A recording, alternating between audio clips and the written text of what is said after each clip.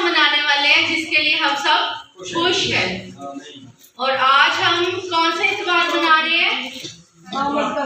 Advent کا دوسرا اتوار، یعنی آمد کا ہم دوسرا اتوار منا رہے ہیں.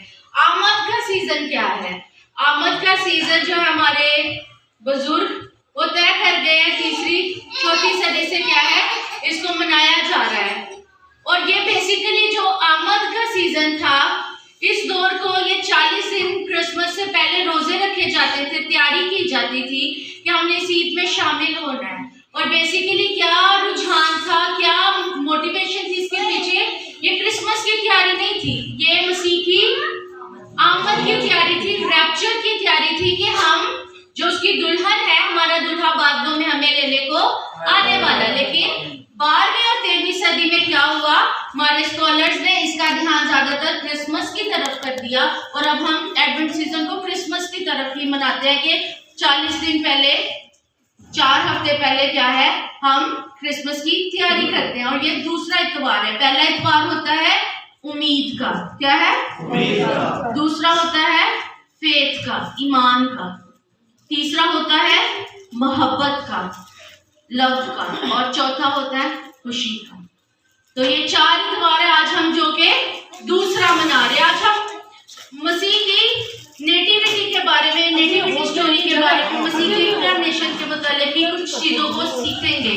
ہم اپنے لیے تلاوت کے لیے دیکھیں گے متی رسول کی انجیل، اس کا باب نمبر 2، اور ہم اس کی پہلی 7 آیات کی تلاوت کریں گے. اور لکھا ہے ان دنوں میں ایسا ہوا کہ کیسر اوگسٹس کی طرف سے یہ حکم جاری ہوا کہ ساری دنیا کے لوگوں کے نام لکھے جائیں. یہ پہلی اسم نویسی سوریا کے حاکم کورنیس کے عہد میں ہوئی اور سب لوگ نام لکھوانے کے لیے اپنے اپنے شہر کو گئے. پس یوسف بھی گلیل کے شہر ناصرت سے داؤد کے شہر بیت لحم کو گیا جو یہودیہ میں ہے، اس لیے کہ وہ داؤد کے گھرانے اور اولاد سے تھا، تاکہ اپنی منگیتر مریم کے ساتھ جو حاملہ تھی نام لکھوائے. جب وہ وہاں تھے تو ایسا ہوا کہ اس کی وضع حمل کا وقت آ پہنچا اور اس کا پہلوٹا بیٹا پیدا ہوا، اور اس نے اس کو کپڑے میں لپیٹ کر چرنی میں رکھا کیونکہ ان کے واسطے سرائے میں جگہ نہ تھی. آمین. خدا کے پاک نام کو پڑھا اور سنا جانا ہم سب کے لیے باعث برکت ہو. آمین. خدا کا شکر. اب مجھے کون بتائے گا یسوع مسیح کی پیدائش کس علاقے میں، کس جگہ پر ہوئی؟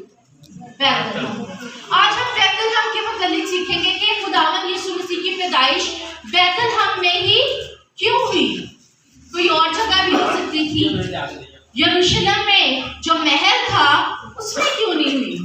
کسی اور بڑی جگہ پر، کسی اور مشہور جگہ پر کیوں نہیں ہوئی؟ بیت لحم کا چناؤ کیوں کیا گیا؟ آج ہم نے بیت لحم کے اوپر سیکھنا ہے کہ یسوع مسیح کی پیدائش بیت لحم میں کیوں ہوئی، اس جگہ کو خداوند نے کیوں چنا کہ یہ مسیح کی جائے پیدائش بنے. سب سے پہلے ہم نے جیسا کہ ریفرنس میں پڑھا ہے، جو ہم نے اسکرپچر ریڈنگ کیا اس میں کیا لکھا ہے کہ جو شہنشاہ روم ہے جس کا نام ہے اوگسٹس، بادشاہ کا کیا نام ہے؟ اوگسٹس. اس نے حکم جاری کیا کہ سب لوگوں کے نام لکھے جائیں. اس کے پیچھے ہم دیکھتے ہیں کہ خداوند کا ڈیوائن جو پلان ہے وہ کار فرما ہے. بادشاہ کو کیا پڑی اچانک سے کہ وہ نام لکھوائے، مردم شماری کروائے، لیکن یہاں پر خداوند اس سے اپنا کام لے رہا ہے. اس بات سے میں کبھی بھی ڈینائی نہیں کروں گی کہ اس کا اپنا لالچ، اپنا بینیفٹ بھی تھا کہ جتنے لوگوں کو رجسٹر کر سکے گا اتنا زیادہ وہ ٹیکس کلیکٹ کر سکتا ہے. ٹیکسیشن کا اس کے لالچ کو خداوند نے اپنے کام کے لیے استعمال کیا. حکم جاری ہو گیا کہ سب اپنے اپنے نام لکھوائیں. پھر یہ نہیں ہے کہ آپ اپنے گھر میں رہتے ہو، آئے گی ٹیم آپ نام لکھوا دو، نہیں، بلکہ آپ کو یہاں سے اٹھ کر اپنے آبائی خاندان، آبائی گاؤں میں جانا پڑے گا، وہاں جا کر نام لکھوانا. ورنہ تو یوسف اور مریم آرام سے گلیل میں ناصرت میں ہی اپنا نام رجسٹر کروا لیتے. لیکن حکم کیا تھا کہ اپنے اپنے انسیسٹرل ولیج، انسیسٹرل شہر میں جا کر جو ہے آپ لوگوں نے اپنا نام رجسٹر کرانا ہے. اب وجہ کیا تھی؟ کیونکہ یوسف داؤد کے خاندان سے تھا تو اس کو اور اس کی بیوی یعنی مریم کو. اب یہ بات یہاں پہ کلیئر کر لیں. جیسا کہ ہم سمجھتے ہیں کہ مریم منگیتر، وہاں پہ منگنی کا مطلب نکاح کا رتبہ ہے. اگر منگنی ہو گئی ہے تو 1 سال بعد شادی ہوگی. 1 سال پیوریفیکیشن کا سال ہوتا ہے لڑکی کے لیے, اور لڑکے کے لیے کہ وہ اپنے آپ کو ذرا مضبوط کر لے کہ اس نے اپنے خاندان کا ہاتھ سے بوجھ اٹھانا ہے, وہ اپنے گھر کو تعمیر کر لے, وہ اچھی جاب, اپنا اچھا کاروبار سیٹ کر لے کہ اس نے آگے کو ایک خاندان چلانا. لڑکی کے لیے وہ سال کیا ہوتا ہے؟ پیوریفیکیشن کا سال, کہ اپنے آپ کو اور پاک کر لے, اور خوبصورت کر لے, اور سنگھار کا مطلب یہ نہیں میک اپ, سنگھار جو اس کے شوہر کو خوش کر سکے, وہ پاکیزگی. تو یہ جو لکھا ہے کہ وہ اس کی منگیتر ہے, اس کا مطلب ہے کہ اس کا نکاح ہو چکا ہے. نسبت کا یہودیوں کے اندر یہ رواج ہے, جب منگنی ہوگی مطلب وہ اس کی بیوی ہے. رخصتی ہوتی ہے شادی میں, جب وہ اپنے باپ کے گھر کو چھوڑ کر اپنے شوہر کے گھر میں آ کر رہنے لگ جاتی ہے, اس کو وہ شادی کہتے ہیں. لیکن منگنی کیا ہے؟ نکاح کا درجہ. منگنی یہ نہیں ہے تھے سانوں نے کڑی سانوں دی ماں نے گل کہہ دیتی, وہ گل کہہ دیتی, آج جواب پہ آ جیسی بھی کرنا ہے. نو, وہاں پہ منگنی ہو گئی ہے تو منگنی ختم کیسے کر سکتے ہیں؟ طلاق کے ذریعے, یا مرد کی یا عورت کی موت کے ذریعے سے ہی ہو سکتی ہے. اگر دونوں میں سے کوئی ایک ہو تو جو نکاح ختم, منگنی ختم. لیکن اگر دوسرا طریقہ اپنانا ہے چھوڑنے کا تو طلاق دے کر ہی چھوڑ سکتے ہیں. کیا کریں گے؟ طلاق دے کر ہی منگنی کو ختم کر سکتے ہیں. اسی لیے لکھا ہے کہ یوسف جو رازباز تھا اس سے بدنام کرنا نہیں چاہتا تھا, چپ کے سے اس کو چھوڑ دینے کا ارادہ کیا. اب ہم کانٹیکسٹ کو سمجھ چکے ہیں. اب کیا ہے؟ ہم کانٹیکسٹ کو سمجھ چکے ہیں کہ مریم اور یوسف اب کیا ہے؟ منگنی تو ہوئی ہے, نکاح والا سچویشن ہے, لیکن جسمانی تعلقات نہیں ہے. اب ان کو کیا, جب حکم نامہ ملتا ہے کہ اگسطس نے کہا ہے, شاہ روم نے کہہ دیا کہ اب اپنے اپنے بھائی خاندان میں جانا ہے, تو وہ کیا کرتے ہیں؟ خاموشی کے ساتھ خداوند کے ڈیوائن ول کو سمجھتے ہوئے وہ اس حالت میں, جبکہ وہ پریگننٹ ہے, جبکہ وہ حاملہ ہے, وہ اتنا لمبا سفر کرنے کے لیے رضامند ہے. کہاں چلے جاتے ہیں؟ بیت لحم میں. ہم دیکھ رہے ہیں کہ کتنا پیچھے سٹوری ہے, کتنا پیچھے ہڈن ٹروتھ ہے کہ کیسے خداوند ان کو اچانک سے گلیل سے ایک صوبے سے اٹھا کر دوسرے صوبے میں, یعنی یہودیہ میں, جیسے پنجاب ایک صوبہ ہے اور سندھ ایک صوبہ ہے. اب اچانک سے یہاں ہم پنجاب سے اٹھ کے اگر سندھ میں جانا پڑے تو ہمارے لیے مشکل ہے, ٹائم بھی لگے گا, پیسہ بھی لگے گا, اور اس حالت میں اگر عورت ہو تو اس کے لیے بہت مشکل کام ہو جاتا ہے. تو اب انہوں نے گلیل کے صوبے سے یہودیہ کے صوبہ میں جانا ہے. اب گلیل کے کون سی سٹی میں رہتے ہیں؟ ناصرت. اور یہودیہ کی کس سٹی میں جانا ہے؟ بیت لحم, کیونکہ بیت لحم کس کا گاؤں ہے؟ داؤد کا. اب ہم تھوڑا سا بیت لحم کے بارے میں سیکھتے ہیں. میں نے آپ کو سٹوری سمجھا دی ہے تاکہ اب جو باتیں ہم سیکھیں آپ کو اس کی سمجھ ہے. اب کیا ہے, دنیا کا سب سے پہلے مردم شماری یہی ہے جو اگسطس کروا رہا ہے, جو مسیح کے دور میں ہوئی ہے. اس کے بعد بیت لحم کا لفظی مطلب کیا ہے؟ روٹی کا گھر. کیا مطلب ہے؟ روٹی کا گھر. اور یہ بہت زرخیز علاقہ ہے, چھوٹا سا گاؤں ہے, قصبہ کہہ لیں, گاؤں کہہ لیں, بہت زرخیز ہے, اس لیے اس کا نام روٹی کا شہر ہے کہ یہاں سے افراد سے خوراک پیدا ہو سکتی ہے اس زمین سے. اور یروشلم سے یہ 10 کلومیٹر کے فاصلے پر ہے. کتنے؟ 10 کلومیٹر کے فاصلہ پر ہے. اور ابھی آج کی ڈیٹ میں کس کے قبضہ میں ہے؟ فلسطین کے. کس کے قبضہ میں ہے؟ اور یسوع مسیح کے ٹائم میں, جب یسوع مسیح نے پیدا ہونا تھا, اس گاؤں میں کتنے لوگ زیادہ سے زیادہ رہتے ہوں گے؟ 300 لوگ. کتنے لوگ؟ 300. تو جیسے آپ کی چھوٹی سی کمیونٹی ہے, آپ ہر ایک بندہ کسی دوسرے بندے کو لازماً جانتے ہیں.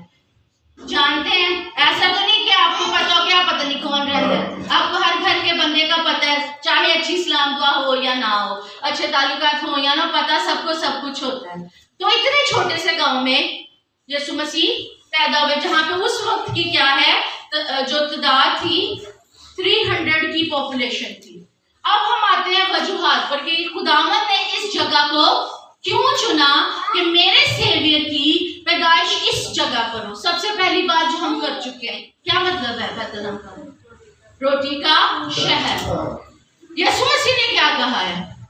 زندگی کی روٹی. کیا کہا ہے؟ کیوں اس جگہ کو یسوع کے ساتھ جوڑ دیا گیا؟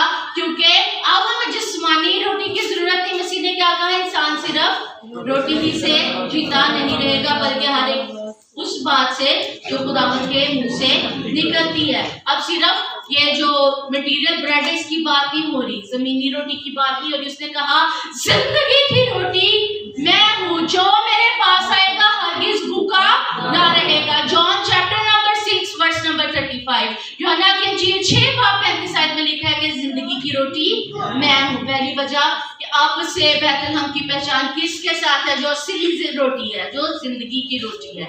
इसके बाद हम दूसरी वजह को देखते हैं। बैतलहम एक छोटा सा 300 लोगों का गांव, कस्बा कह ले, जिसकी कोई शनाख्त नहीं है।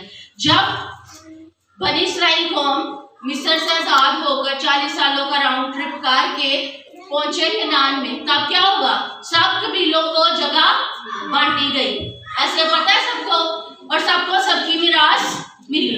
जब यहूदा के कबीला की मिरास लिखी गई है यशवा की किताब, उसका 11 बाब, 15 बाब, यशवा 15 बाब और नेहमिया 11 बाब, इन दो अब बाब के अंदर ये सारी प्रॉपर्टी लिखी गई है कि कौन सा शहर, कौन सा गांव किस कबीले को मिल रहा है। लेकिन जब यहूदा की सारी लिखा गया है, दर्ज किया गया है कि इसको कौन से शहर, कौन से गांव मिलेंगे, तो बैतलहम का जिक्र ही नहीं है। यानी नेहमिया ने इस गांव को इंपॉर्टेंस नहीं दी, उसने इसको गांव के रुतबे में भी नहीं फिट समझा, उसने इसका नाम ही नहीं लिखा। यशवा लिख रहा है तो यशवा ने भी इसको इस काबिल नहीं समझा कि इसकी क्या वैल्यू है, छोटी सी जगह, तो उसने भी इसको रजिस्ट्रेशन में रजिस्टर नहीं किया। लेकिन मेरे खुदा का क्या असूल है? जिसकी कोई शनाख्त नहीं है, जिसकी कोई पहचान नहीं है, जो जितना हम्बल है वो उसको अपनी पहचान देता है। हालेलुया। क्योंकि बैतलहम की कोई शनाख्त नहीं, कोई पहचान नहीं, कोई रजिस्ट्रेशन नहीं है, उसको कोई आइडेंटिटी नहीं मिल रही, तो खुदा हकीरों को ना चीजों को क्या है चुन लेता है, वो जगह भी है और उसको बालातर मकाम देता है, जैसे उसने वहां पर पैदा होकर बैतलहम को दिया। आज दुनिया के सियाह भाग भाग कर विजिट करने चाहते हैं, उस जगह को देखने जहाँ मेरा मुनज्जी बादशाह पैदा हुआ। हालेलुया। जिसको कोई देखना पसंद नहीं कर रहा था, जिसका नाम लिखना कोई दोबारा नहीं कर रहा था, उस जगह को देखने के लिए मैं और आप तरसते हैं कि शायद हमें वीजा मिल जाए, शायद हमारे पास कोई अपॉर्चुनिटी आए, हम उस जगह को देखें जहाँ मेरे मसीहा पैदा हुए। हालेलुया। हम दो बातें सीख चुके हैं। पहला कि जिंदगी की रोटी, असल रोटी की बात कर रही हूँ। जो जिंदगी की रोटी है वो क्या है?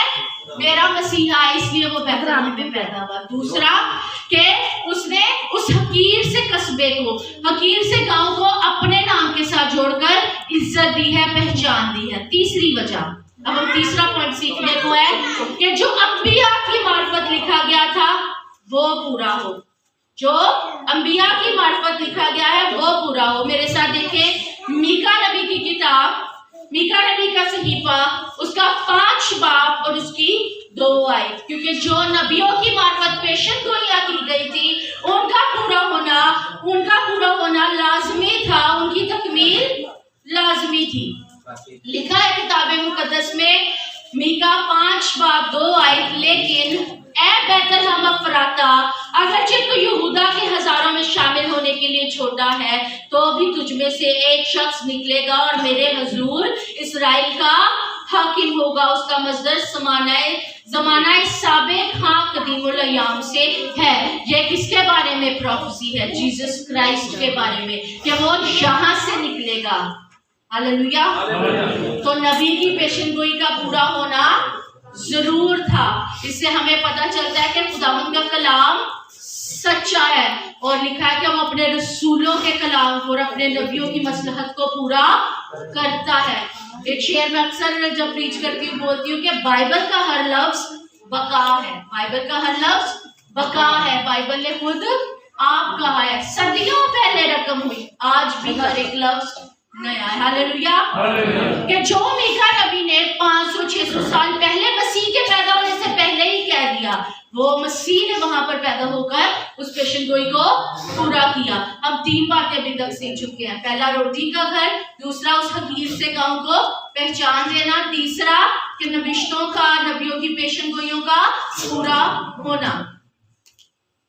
और यहाँ से हमें पता चलता है कि खुदावंद का कलाम बेतासीर नहीं लौटता। चौथा हम इसका बाइबल में जिक्र देखते हैं कि जब राहेल راکیل کا بھی ڈلیوری کا ٹائم ہے اور وہ بیت لحم سے روانہ ہونے کو ہے. تو وہاں پر اس کا سب سے چھوٹا بیٹا یعنی جو یعقوب کا آخری بیٹا ہے, سب سے 12واں جو بیٹا ہے بنیامین, اس کے پیدائش کا وقت ہے. تو جب اس نے اس کو ڈلیور کرنا تھا تو وہ اس تکلیف میں تھی, اس حد تک وہ پین میں تھی کہ اس کی ڈیتھ ہو گئی. اور وہ جو بچہ پیدا ہوا اس کا نام اس نے کیا رکھا؟ بنونی. کیا نام رکھا؟ بنونی. بنونی کا مطلب ہے دکھ سے جنا ہوا بیٹا, دکھ دینے والا بیٹا, کہ ایسا دکھ جس سے میں مر ہی گئی. تو لیکن اسرائیل نے, مقدس اسرائیل نے اس کا نام بدل کر رکھا بنیامین. کیا نام رکھا؟ بنیامین کا مطلب ہے داہنے ہاتھ کا بیٹا. کیا مطلب ہے؟ جہاں پر موت ہوئی, جہاں پر اس کو لگا کہ یہ بیٹا مجھے دکھ دے گا, وہاں سے خدا نے ایک ایسا بیٹا پیدا کیا جو ساری دنیا کے لیے کیا ہے؟ خوشیوں کی نوید لے کر آیا. ہاللیلویا. بنونی کا مطلب ہے دکھ دینے والا بیٹا یا دکھ سے جنا ہوا بیٹا, اور بنیامین کا مطلب ہے داہنے ہاتھ کا بیٹا. تو مسیح خدا کے کس طرف بیٹھا ہوا ہے؟ ہاللیلویا. آگے بڑھتے ہیں ہم. 5واں اس کا ہمیں ذکر ملتا ہے نومی اور روت کی کہانی میں. یہ سب نے سنی ہوگی. اب نومی کہاں پہ رہتی تھی؟ بیت لحم میں, اسی گاؤں میں رہتی تھی. وہ روٹی کے گھر کو چھوڑ کے, روٹی کے شہر کو چھوڑ کر کہاں پہ چلے گئی؟ کہاں چلے گی؟ مواب کے ملک میں. جب روٹی کو چھوڑ کر, زندگی کی روٹی کو چھوڑ کر وہ مواب میں گئی تو کیا ہوا؟ شوہر مر گیا, دونوں بیٹے مر گئے, سب کچھ گوا بیٹھی. جب ہم بھی زندگی کی روٹی کو چھوڑ کر جاتے ہیں تو ہمارا بھی یہی حال ہوتا ہے. لیکن جب ساری پین لے کر, سارے کشٹ کاٹ کر واپس آئی تو کل آئی کہ بیت لحم ہی چلو, روٹی سے گھر ہی چلو واپس. تو جب آ گئی تو پھر کیا ہوا؟ صرف اس کو سہارا نہیں ملا, بلکہ اس روت کو جو اپنے چھوڑ کر زندہ خدا کے پاس آئی تھی, ان کو وہاں پر بوئز مل گیا. بوئز یہاں پر یسوع مسیح کو ریپرزینٹ کرتا ہے. اب میں سمجھاتی ہوں کیسے. جب دیکھا کچھ دن وہاں پر کھیتوں میں بالے چننے جاتی تھی روت.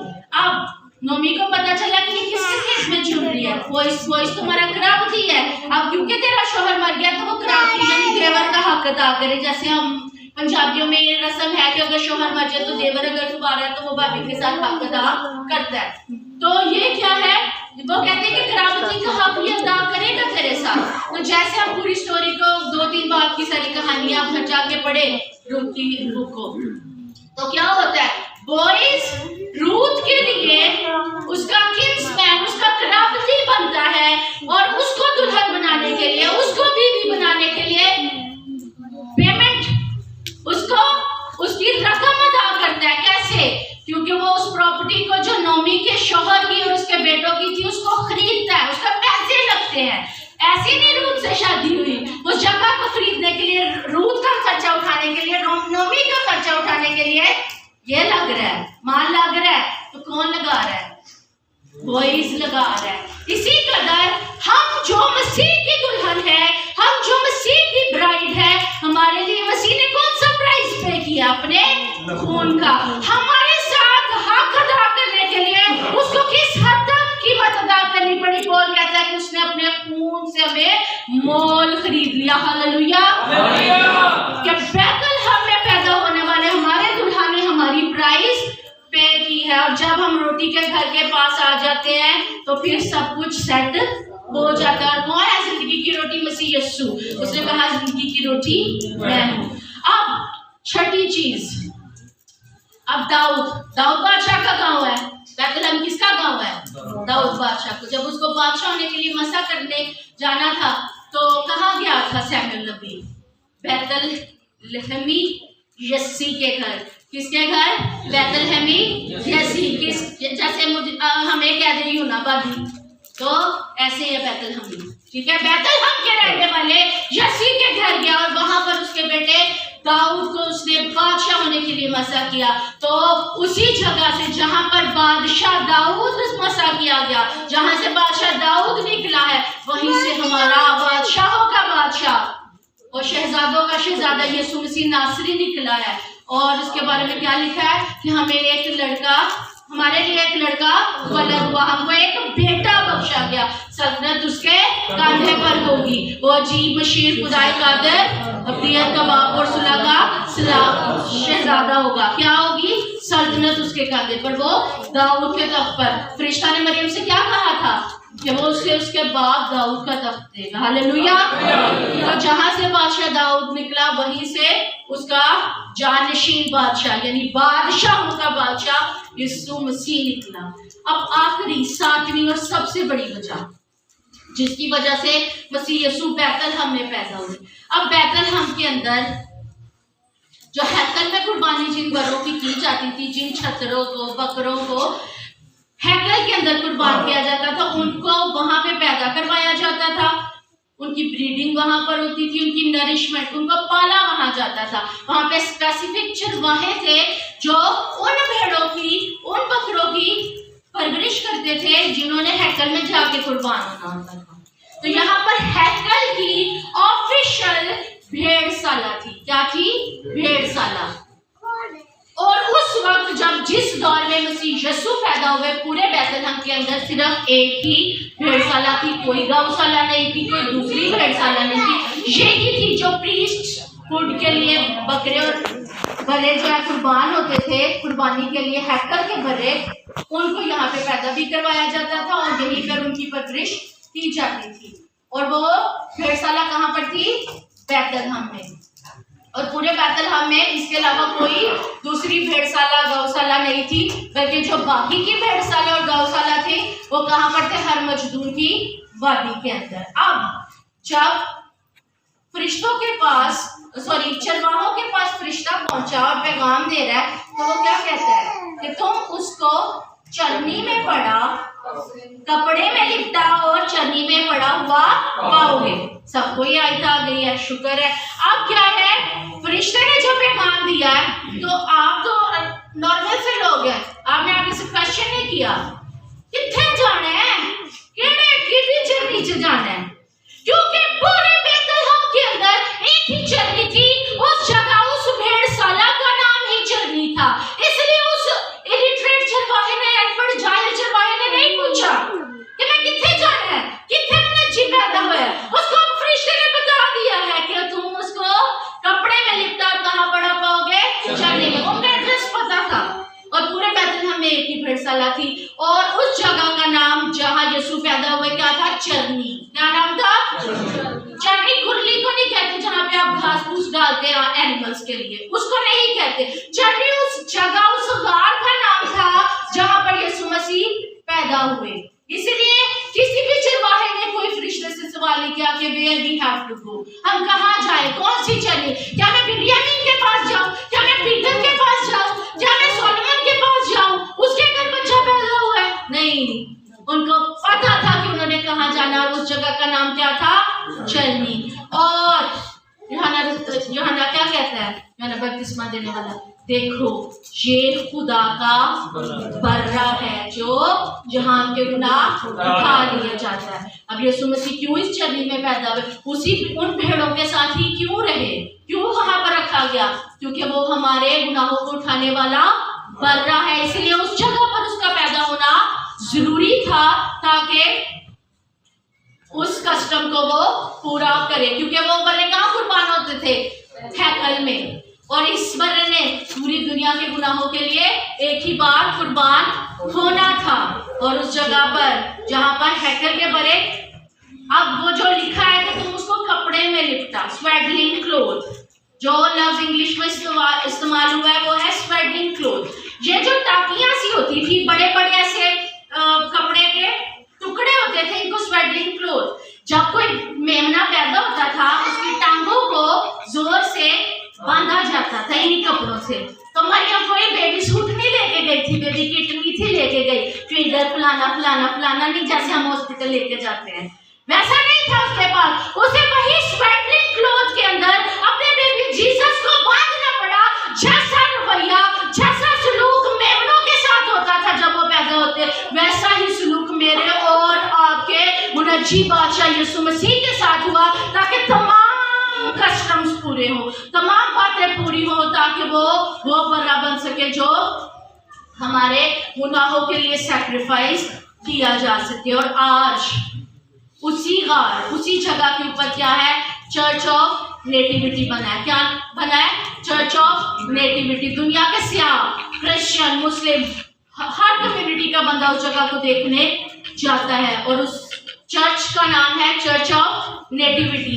یہ جسٹن مارٹن نے دوسری صدی کے اندر اس جگہ کی نشاندہی کی تھی کہ یہی وہ جگہ ہے جہاں پر یسوع مسیح پیدا ہوئے تھے۔ اور اس کے بعد کانسٹنٹائن اور اس کی مدر ہیلینا نے یہاں پر وہ گرجا، وہ چرچ بنوایا جس کا نام چرچ آف نیٹیوٹی ہے۔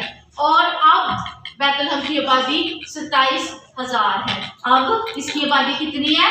27,000۔ تب کتنی تھی؟ 300۔ تو خدا نے اس جگہ کو نہ صرف نام دیا، پہچان دی اور عزت بخشی تھی۔ اب لوگ مرتے ہیں کہ ہم بھی جائیں، ہم بھی دیکھتے ہیں۔ تو خداوند کے نام کو جلال ہے کہ جو زندگی کی روٹی ہے، جو نہ چیزوں کو عزت بخش رہا ہے، اپنے کلام کو پورا کرتا ہے، اور جہاں سے دکھ ملے وہاں پر وہ خوشی بن جاتا ہے اور اپنا کلام پورا کرتا ہے، وہ ہمارا بادشاہ ہونے کے ساتھ ساتھ ہمارا کنگز مین ہے جس نے ہماری پرائز پے کی ہے اور ہمارا کفارہ دیا ہے۔ خداوند آپ کو اس کلام کے وسیلہ سے برکت دے، اس کو سمجھنے کی، قبول کرنے کی اور اس پر عمل کرنے کی توفیق بخشے۔